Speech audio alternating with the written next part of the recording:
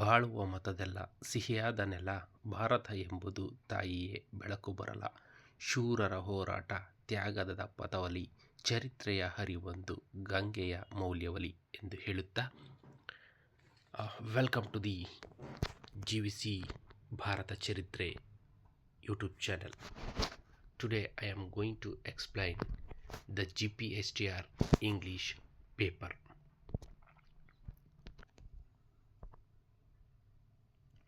ಇಲ್ಲಿ GPSTR Karnataka GPSTR teacher ಪೋಸ್ಟ್ಗೆ ಇಂಗ್ಲೀಷ್ನ ಪಠ್ಯಕ್ರಮದ ಅನುಕ್ರಮವಾಗಿ ನಾನು ಇಲ್ಲಿ ಸ್ವಲ್ಪ ಇಂಗ್ಲೀಷನ್ನು ತಯಾರು ಮಾಡಿದ್ದೀನಿ. ಅದರ ಪ್ರಕಾರನೇ ನಾವು ಇವತ್ತು ಕ್ಲಾಸನ್ನು ನೋಡೋಣ.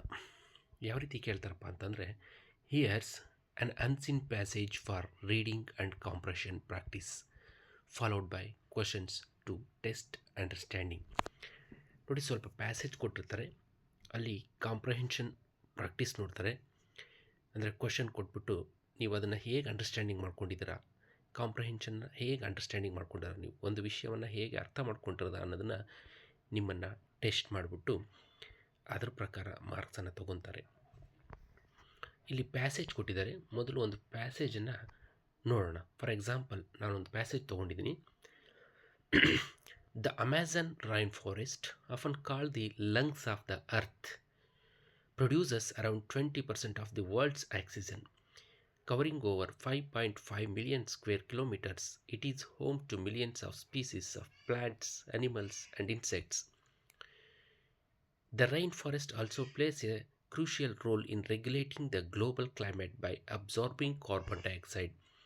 However, deforestation poses a significant threat to this ecosystem.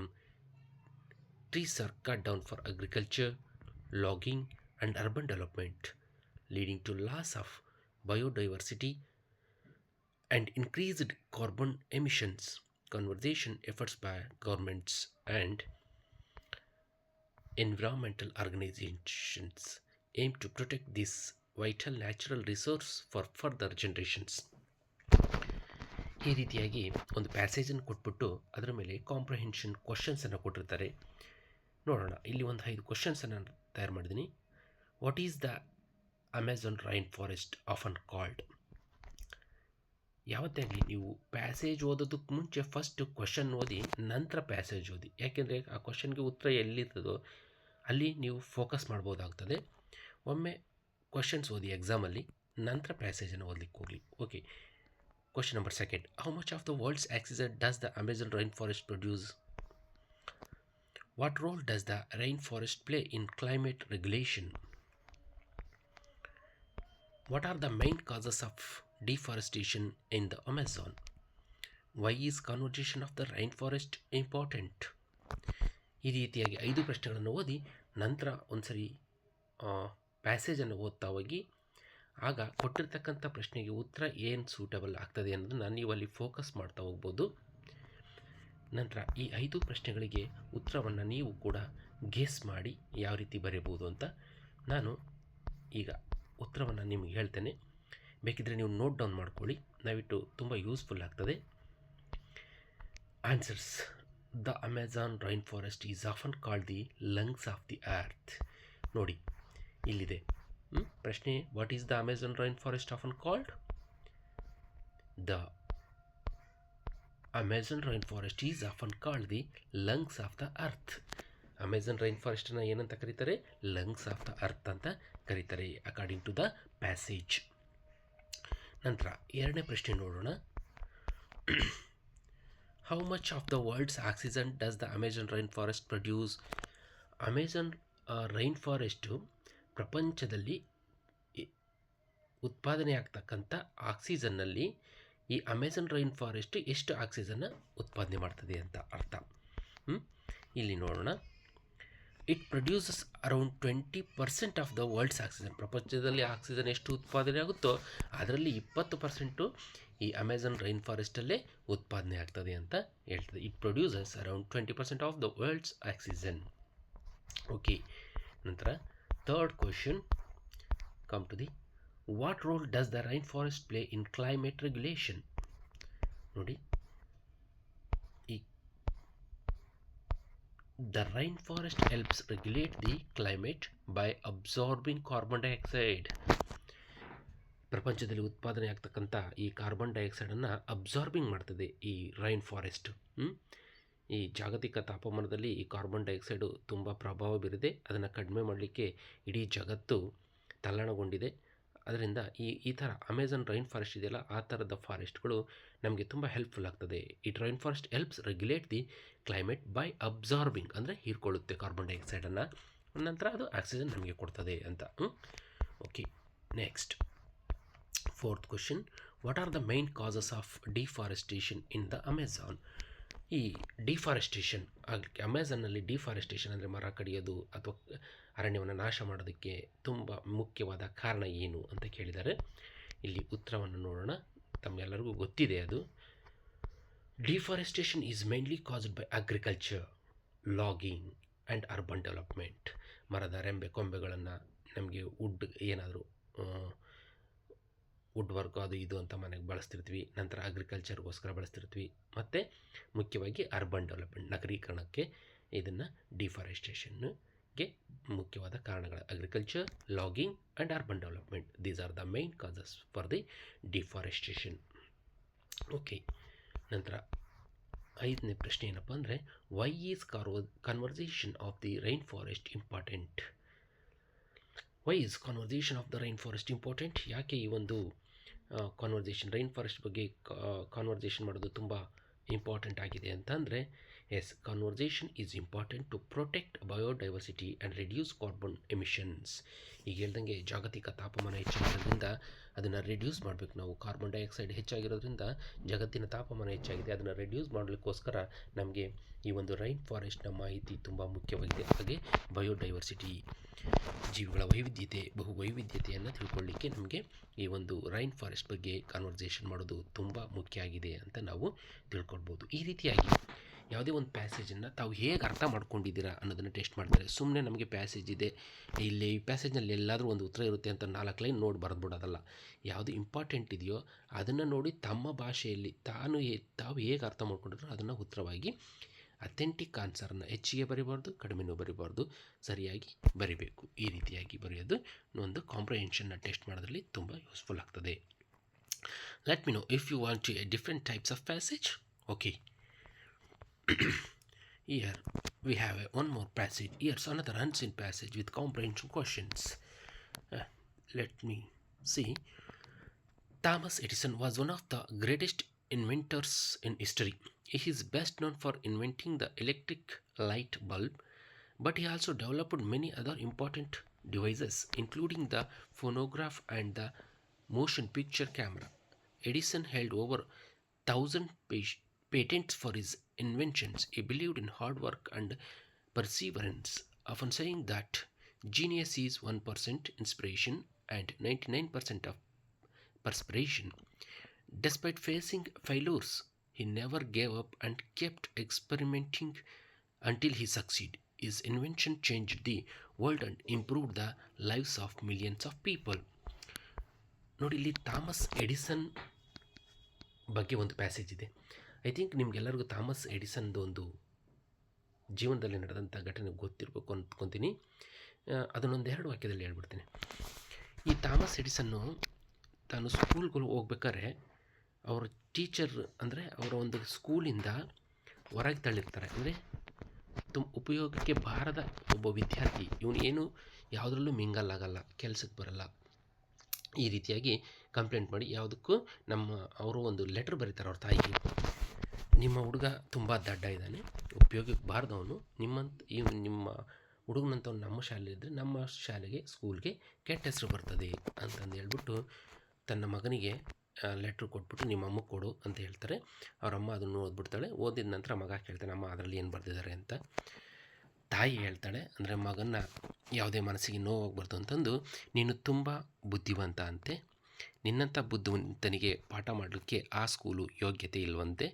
ಆದ್ದರಿಂದ ನಿನಗೆ ಯೋಗ್ಯತೆ ಇರುವಂತಹ ಶಾಲೆ, ಒಂದು ಉತ್ತಮವಾದ ಶಾಲೆಗೆ ಇವನನ್ನು ಸೇರಿಸಿ, ಇಲ್ಲಿ ಅವನಂಥ ಬುದ್ಧಿವಂತನಿಗೆ ಪಾಠ ಮಾಡೋಕ್ಕಾಗ್ತಿಲ್ಲ ಅಂತ ಬರೆದಿದ್ದಾರೆ ಅಂತ ತಾಯಿ ಹೇಳ್ತಾಳೆ. ಆಗ ತುಂಬ ಖುಷಿ ಆಗ್ತಾನೆ.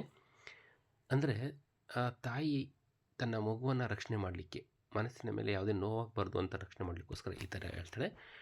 ನಿನಗೆ ಯಾರೂ ಪಾಠ ಮಾಡಲು ಯೋಗ್ಯರಿಲ್ಲ, ಅದರಿಂದ ನಾನೇ ಪಾಠ ಮಾಡ್ತೀನಿ ಅಂತೇಳಿ ಅವತ್ತಿನಿಂದ ತಾಯಿನೇ ಪಾಠ ಮಾಡ್ತಾಳೆ. ಅದರಿಂದ ಅವನು ಬೆಳೆದು ಬಂದ ಇತಿಹಾಸ ನಿಮಗೆಲ್ಲ ಗೊತ್ತಿದೆ.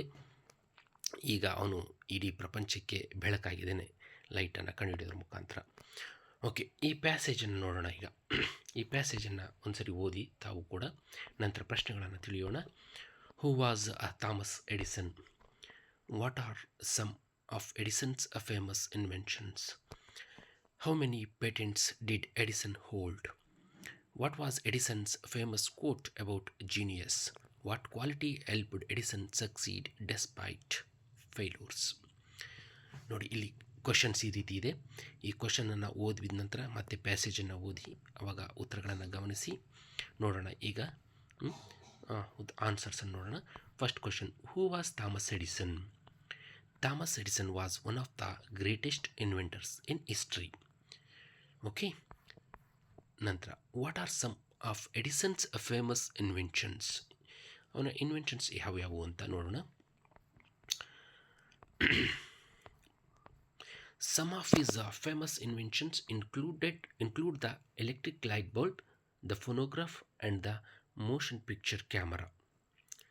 These are the some of famous inventions of Thomas Edison's. Okay, next third questions ನೋಡೋಣ. How many patents did Edison hold? How many patents? ಗೌರ್ಮೆಂಟಿಂದ ಪೇಟೆಂಟ್ ಎಷ್ಟು ಇನ್ವೆನ್ಷನ್ಗೆ ಪೇಟೆಂಟ್ ಪಡ್ಕೊತಾನೆ ಅಂತ. He held over 1000 patents. Oh. Next, fourth, what was Edison's famous quote about genius? Genius ಬಗ್ಗೆ ಒಂದು Edison quotation ಏನು ಹೇಳಿದಾನೆ ಅನ್ನೋದನ್ನು ನೋಡೋಣ. His famous quote was, genius is 1% inspiration and 99% of perspiration. Genius is 1% inspiration and 99% perspiration. Okay. What quality helped Edison succeed despite failures? ಯಾವ ಒಂದು ಗುಣಗಳು ಎಡಿಸನ್ಗೆ success ಆಗಿಸಲಿಕ್ಕೆ help ಆಯಿತು ಫೇಲ್ಯೂರ್ಗೆ ಬದಲಾಗಿ ನೋಡೋಣ. His perseverance and hard work helped him succeed despite failures. Perseverance ಮತ್ತು hard work, ಮನಸ್ಸಿಚ್ಛೆ ಮತ್ತು ಶ್ರಮ. These are the answers for 5 questions. Okay, ಈ ರೀತಿಯಾಗಿ ನೀವು ಒಂದು ಕೊಟ್ಟಿರ್ತಕ್ಕಂಥ ಪ್ಯಾಸೇಜನ್ನು ಕಾಂಪ್ರಹೆಂಡ್ ಮಾಡಿಕೊಂಡು ಡೈರೆಕ್ಟಾಗಿ ಆನ್ಸರ್ನ ಬರಿಬೇಕಾಗ್ತದೆ. Here another unseen passage with comprehension. ನೋಡೋಣ, ನಿಮಗೆ ಮತ್ತೊಂದು ಪ್ಯಾಸೇಜನ್ನು ಇಂಟ್ರಡ್ಯೂಸ್ ಮಾಡ್ತಿದ್ದೀನಿ. ಇಲ್ಲಿ ನೋಡೋಣ. The cheetah is the fastest land animal capable of reaching speeds up to 120 km/h in short bursts. It has a slim body, long legs and a flexible spine which help it accelerate quickly. Unlike other big cats, cheetahs rely on speed rather than strength to catch their prey. They mainly hunt small to medium-sized animals such as gazelles and hares. Cheetahs are found in parts of Africa and Iran, but their population is decreasing due to habitat loss and poaching. Conservationists are working to protect these magnificent animals through wildlife reserves and breeding programs. ಈ ಒಂದು passage ಬಗ್ಗೆ ಮತ್ತೆ ನಾನು ನಿಮಗೆ 5 ಕ್ವಶನ್ಸನ್ನು ಹೇಳ್ತೇನೆ, ಅದಕ್ಕೆ ಉತ್ತರವನ್ನು ಕಂಡುಹಿಡಿಯೋಣ. ಅಂದರೆ ಈಗ ನಿಮಗೆ ಕಾಂಪ್ರಹೆನ್ಷನ್ ಕ್ವಶನ್ಸು ಮತ್ತು ಒಂದು ಪ್ಯಾಸೇಜು ಮತ್ತು ಅದ್ರ ಬಗ್ಗೆ ಕಾಂಪ್ರಹೆನ್ಷನ್ ಕ್ವಶನ್ಸು ಹೇಗೆ ಕೊಡ್ತಾರೆ ಈ GPSTR ಎಕ್ಸಾಮಲ್ಲಿ ಅನ್ನೋದ್ರ ಬಗ್ಗೆ ಈ ಒಂದು 3 ಉದಾಹರಣೆಗಳು ತುಂಬ ಹೆಲ್ಪ್ ಆಗಿದೆ ಅಂದ್ಕೊತೀನಿ. ಈ ರೀತಿಯಾಗಿ ಬೇರೆ ಪ್ಯಾಸೇಜು ಕೊಡ್ಬೋದು. ಉತ್ತರಗಳು ಡೈರೆಕ್ಟಾಗಿ ನೀವು ಹೇಗೆ ಅರ್ಥ ಮಾಡ್ಕೊಂಡಿದ್ದೀರೋ ಅದನ್ನು ಹಾಗೆ ಬರಿಬೇಕು. ಆದರೆ ಅಲ್ಲಿರೋದೇ ಬೇರೆ ಇರುತ್ತೆ, ಇಲ್ಲಿರೋದೇ ಬೇರೆ ಇರ್ತದೆ. ಹಾಗೆ ಬರಿಬಾರ್ದು. ಅಲ್ಲಿರೋ ಥರನೇ ಬರಿಬಾರ್ದು. ಯಾವುದೇ ಒಂದು ಪ್ರಶ್ನೆ ಕೇಳ್ತಾರೆ ಅದಕ್ಕೆ ಡೈರೆಕ್ಟ್ ಆದಂಥ ಮತ್ತು ಅಥೆಂಟಿಕ್ ಆಗಿರೋಂಥ ಉತ್ತರವನ್ನು ನೀವು ಅರ್ಥ ಮಾಡ್ಕೊಂಡು ಬರೀಬೇಕಾಗ್ತದೆ. Which is the fastest land animal? How fast can ಈ cheetah run? What physical features help cheetahs run fast? What do cheetahs mainly hunt? Why is the cheetah population decreasing? These are the questions asked on the above given passage. After understanding this passage we have to answer these questions. ನಾವು ಈ ಒಂದು ಪ್ರಶ್ನೆಗಳಿಗೆ answer ಮಾಡಬೇಕು. How are conservationists helping to protect cheetahs? 6 ಪ್ರಶ್ನೆಗಳಿದೆ. The cheetah is the fastest land animal. Which is the fastest land animal? Cheetah is the fastest land animal. Okay. It can run up to 120 km/h in short burst. ನೋಡಿ ಇಲ್ಲಿ ಏನು ಕೇಳಿದರೆ, how fast can a cheetah run? Cheetah ಎಷ್ಟು ಫಾಸ್ಟಾಗಿ ಓಡ್ತದೆ? 120 km/h ಒಂದು short ಬರ್ಸ್ಟಲ್ಲಿ ಓಡ್ತದೆ ಅಂತ ಹೇಳ್ಬೋದು. Okay. Third question ನೋಡಿ, what physical features help cheetah runs fast? Cheetah ಅತ್ಯಂತ ವೇಗವಾಗಿ ಓಡಲಿಕ್ಕೆ ಅದರ ದೈಹಿಕವಾದ ಗುಣಲಕ್ಷಣಗಳು ಹೇಗೆ ಸಹಾಯಕವಾಗಿವೆ? ಯಾವ ಗುಣಲಕ್ಷಣಗಳು ಸಹಾಯಕವಾಗಿವೆ? ಏನು ಸಹಾಯಕವಾಗಿದೆ ಅಂತ ನೋಡೋಣ. ಸ್ಲಿಮ್ ಬಾಡಿ ದಪ್ಪಗಿದ್ದವರು ಓಡಲಿಕ್ಕೆ ಸಾಧ್ಯನೇ ಇಲ್ಲ. ಹಾಗಾಗಿ ಈ ಸ್ಲಿಮ್ ಬಾಡಿ, ಚೀತಾದ ಸ್ಲಿಮ್ ಬಾಡಿ ಕೂಡ ನಮಗೆ ಸಹಾಯಕ ಆಗಿದೆ ಅಂತ ತಿಳ್ಕೊಳ್ತೀವಿ. ಲಾಂಗ್ ಲೆಗ್ಸ್, ಚೀತಾದ ಕಾಲುಗಳು ಉದ್ದ ಆಗಿರೋದು ಓಡಲಿಕ್ಕೆ ಸಹಾಯಕ ಆಗಿದೆ ಅಂತ ನಾವು ತಿಳ್ಕೊಬೋದು. And a flexible spine, flexible ಆಗಿರ್ತದೆ ಸ್ಪೈನಲ್ ಕಾರ್ಡ್ ಫ್ಲೆಕ್ಸಿಬಲ್ ಆಗಿರೋದ್ರಿಂದ ಚೀತಾ ಫಾಸ್ಟಾಗಿ ರನ್ ಮಾಡಲಿಕ್ಕೆ ಸಾಧ್ಯವಾಗಿದೆ. It helps cheetahs run fast. Next 4ನೇ ಪ್ರಶ್ನೆ, what do cheetahs mainly hunt? What do cheetah mainly hunt? Cheetahs mainly hunt small to medium sized animals like gazelles and deers. ಚಿಕ್ಕದಿಂದ ಮತ್ತು medium ಸೈಜ್ನ ಅನಿಮಲ್ಸನ್ನು ಬೇಟೆಯಾಡ್ತದೆ ಇದು. Cheetah mainly hunt small to medium sized animals like gazelles ಅಂದರೆ ಜಿಂಕೆಗಳು and hairs, ಮೊಲ, ಜಿಂಕೆ ಈ ರೀತಿಯಾಗಿ ಬೇಟೆಯಾಡ್ತದೆ. ತನಗಿಂತ ದಪ್ಪ ಇರ್ತಕ್ಕಂಥ ಆನೆ, ಜಿರಾಫೆ ಈ ಥರ ಫಸ್ಟ್ ಅದು ಇಂಪಾರ್ಟೆನ್ಸನ್ನು ಕೊಡೋದಿಲ್ಲ ಬೇಟೆಯಾಡಲಿಕ್ಕೆ. ಹಸಿವಾದಾಗ ಅಟ್ಯಾಕ್ ಮಾಡ್ಬೋದು, ಅದು ಸೆಕೆಂಡ್ರಿ ಇರ್ತದೆ. But mainly hunt gazelles and hares. Okay. How are conservationists helping to protect cheetahs? Conservationists are protecting cheetahs through wildlife reserves and breeding programs. ನಾವು ಚೀತಾವನ್ನು ಸಂಖ್ಯೆ ನಾಶ ಆಗ್ತಾ ಬರ್ತಿದೆ, ಅಳಿವಿನಂಚಿಗೆ ಹೋಗ್ತಿದೆ. ಅಳಿವಿನಂಚಿಗೆ ಹೋಗ್ತಿರೋ ಚೀತಾಗಳ ಸಂಖ್ಯೆಗಳನ್ನು ಹೆಚ್ಚು ಮಾಡಬೇಕು ಅಂದರೆ ಏನು ಮಾಡಬೇಕು? ವೈಲ್ಡ್ ಲೈಫ್ ರಿಸರ್ವ್ಸ್, ಏನು ಕಾಡು ಪ್ರಾಣಿಗಳನ್ನು ಸಂರಕ್ಷಣೆ ಮಾಡುವಂತಹ ಅರಣ್ಯಧಾಮಗಳನ್ನು ಸಂರಕ್ಷಣೆ ಮಾಡಬೇಕು. ಮತ್ತು ಆ ಬ್ರೀಡಿಂಗ್ ಹೆಚ್ಚಲಾಗಲಿಕ್ಕೆ, ಸಂಕುಲ ಹೆಚ್ಚಾಗಲಿಕ್ಕೆ ಏನು ಬೇಕೋ ಅದನ್ನು ನಾವು ಮಾಡಬೇಕು. ಓಕೆ. ಈ ರೀತಿಯಾಗಿ ಮತ್ತೊಂದು ಪ್ಯಾಸೇಜ್ ಇದೆ ನಿಮಗೆ ಇಲ್ಲಿ ಕಾಂಪ್ರಹೆನ್ಷನ್. ಈ 3 ಪ್ಯಾಸೇಜ್ ಏನು ಮಾಡ್ತಾರೆ, ನಿಮ್ಮನ್ನು ಕಾಂಪ್ರಹೆನ್ಷನ್ನ ಟೆಸ್ಟ್ ಮಾಡ್ತಾರೆ. ಆದರೆ ನಂತರ ಪ್ಯಾಸೇಜ್ ಕೊಡ್ತಾರೆ. ಮತ್ತು here an unseen passage with focus on vocabulary, language use followed by exercise to test comprehension, synonyms, antonyms and sentence formation. Okay. ಈ ಒಂದು ಇಲ್ಲಿ ಫಸ್ಟ್ ಕೊಟ್ಟಂಥ ಇದರಲ್ಲಿ ಕಾಂಪ್ರಹೆನ್ಷನ್ ನೀವು ಹೇಗೆ ಅರ್ಥ ಮಾಡ್ಕೊಂಡ್ರಿ ಅಂತ. ಇಲ್ಲಿ ನಂತರ ಒಂದು ಕೊಡ್ತಾರೆ ನಿಮಗೆ GPSTರಲ್ಲಿ ಒಂದು ಪ್ರಶ್ನೆ ಕೊಟ್ಬಿಟ್ಟು ಅಥವಾ ಪ್ಯಾಸೇಜನ್ನು ಕೊಟ್ಬಿಟ್ಟು ಇದರಲ್ಲಿ ನೀವು ಹೇಗೆ ಅರ್ಥ ಮಾಡ್ಕೊಂಡ್ರಿ, ಅದರಲ್ಲಿ ಸಿನಾನಿಮ್ಸನ್ನು ಅರ್ಥ ಮಾಡ್ಕೊಂಡಿದ್ರೆ, ಆ್ಯಂಟೋನಿಮ್ಸ್ ಏನು, ಹಾಗೆ ಸೆಂಟೆನ್ಸ್ ಫಾರ್ಮೇಷನ್ ಏನು, ಫ್ರೇಸಸ್, ಕ್ಲಾಸಸ್ ಹೇಗೆ ಅರ್ಥ ಆಗಿದೆ ನಿಮಗೆ ಅನ್ನೋದನ್ನು ಕೂಡ ಈ ಒಂದು ಪ್ಯಾಸೇಜಲ್ಲಿ ಚೆಕ್ ಮಾಡ್ತಾರೆ. ಇದನ್ನು ನಾವು ಮುಂದಿನ ತರಗತಿಯಲ್ಲಿ ಕಲಿಯೋಣ. ಅಲ್ಲಿವರೆಗೂ ಈ ಒಂದು ಪ್ಯಾಸೇಜ್ ಕಾಂಪ್ರಹೆನ್ಷನ್ ಪ್ಯಾಸೇಜ್ ನಿಮ್ಗೆ ಅರ್ಥ ಆಗಿದೆ ಅಂದ್ಕೊತೀನಿ. ಇನ್ನು ಯಾರೆಲ್ಲ ನಮ್ಮ ಚಾನಲ್ಗೆ ಸಬ್ಸ್ಕ್ರೈಬ್ ಆಗಿಲ್ಲೋ ದಯವಿಟ್ಟು ಸಬ್ಸ್ಕ್ರೈಬ್ ಆಗಿ. ಈ ಒಂದು ಕ್ಲಾಸ್ ನಿಮಗೆ ತುಂಬ ಹೆಲ್ಪ್ ಆಗಿದೆ ಅಂದ್ಕೊಂಡು ಇವತ್ತಿನ ಕ್ಲಾಸನ್ನು ಮುಗಿಸ್ತಾ ಇದ್ದೀನಿ. ಮತ್ತೆ ಮುಂದಿನ ತರಗತಿಯಲ್ಲಿ ಸಿಗೋಣ. Thank you very much.